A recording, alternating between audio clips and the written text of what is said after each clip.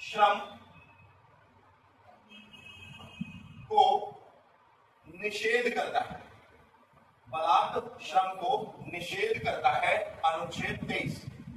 अब ये बलात् श्रम का अर्थ समझना है। अगर हमें बलात् श्रम क्या है तो हम बात सिर्फ इतनी सी कर रहे होंगे। बलात् श्रम का अर्थ है किसी भी व्यक्ति के द्वारा किसी भी व्यक्ति को बलपूर्वक कार्य नहीं कराया जा सकता। अगर बल ये इसके अंतर्गत बात कर रहा है बलात् श्रम को निषेध करना। इसका अर्थ ये हुआ कि किसी भी व्यक्ति को बलपूर्वक कार्य नहीं कराया जा सकता। क्या हम इसमें और भी कुछ बात को समझ सकते हैं?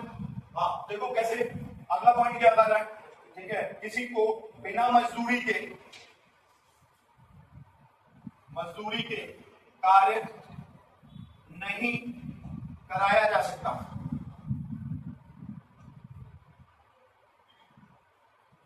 अब जो एक महत्वपूर्ण नोट पॉइंट का कॉन्सेप्ट आएगा उससे भी समझ लो क्या कह रहा है नोट पॉइंट में अनुच्छेद 23 से जुड़ा हुआ वो ये।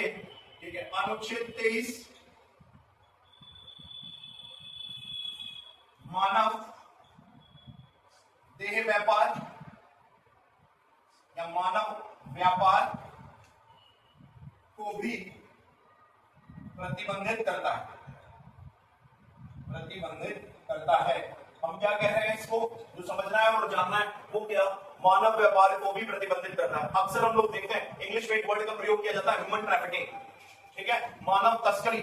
मानव व्यापार कर लो या मानव तस्करी कर लो, मानव तस्करी ठीक है को प्रतिबंधित करता है अनुच्छेद 23 के अंतर्गत।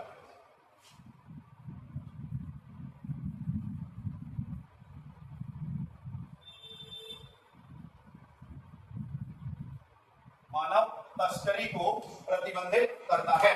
ठीक है, क्या मतलब है? इसके अर्थ ये हुआ मानव तस्करी का कि किसी भी प्रकार से मानव का ठीक है कोई अंगों की व्यापार, या अगर आप हम लोग अक्सर देखते हैं एक मूवी आई हुई थी केरला स्टोरी है ना, इस तरीके से उसमें ठीक है फीमेल को एक सेक्स ऑब्जेक्ट के थ्रू ठीक है ट्रीट करके उसको बेचा और खरीदा जाता।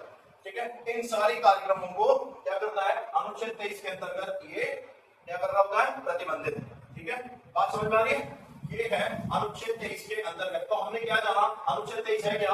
बलात् श्रम को ठीक है निषेध करना। बलात् श्रम क्या है? किसी भी व्यक्ति को बलपूर्वक कार्य नहीं कराया जा सकता। ठीक है, इसको प्रतिबंधित करना है। बिना मजदूरी के कार्य नहीं कराया जा सकता, इसकी बातचीत करते हैं। साथ ही साथ अनुच्छेद 23 ये कह रहा है मानव व्यापार तस्करी ठीक है उसको भी प्रतिबंधित करने वाला अनुच्छेद कौन सा है? अनुच्छेद 23। किसी भी प्रकार के शोषण की बात कर रहा हूं, क्योंकि अभी हम लोगों ने बात करा कि थर्ड राइट, जब हम बात कर रहे होते हैं ठीक है थर्ड फंडामेंटल राइट की, तो उसका शीर्षक बताया शोषण के विरुद्ध अधिकार, राइट टू ठीक है राइट अगेंस्ट एक्सप्लॉइटेशन। अनुच्छेद 23 को भी हम लोगों ने डिस्कस किया। अब बात कर रहे हैं अनुच्छेद 24 की। अनुच्छेद 24 क्या कर रहे हैं इसे समझ लो। अनुच्छेद 24 कहता है बलपूर्वक ठीक है श्रम निषेध।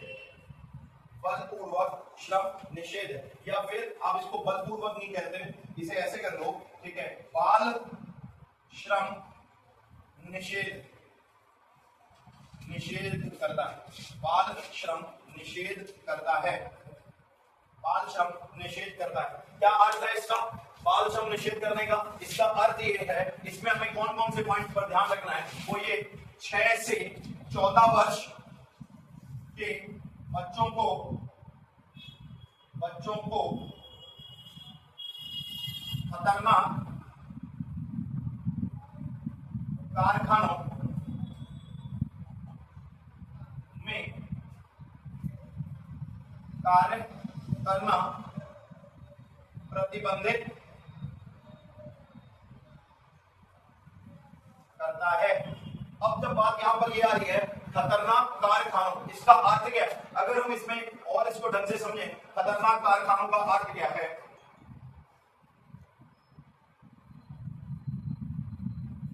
कारखाना, इसका अर्थ समझ लो, जैसे ज्वलनशील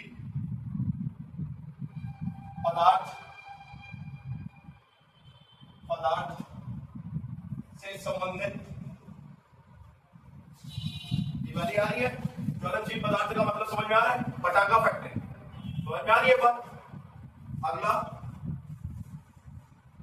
रासायनिक पदार्थ से संबंधित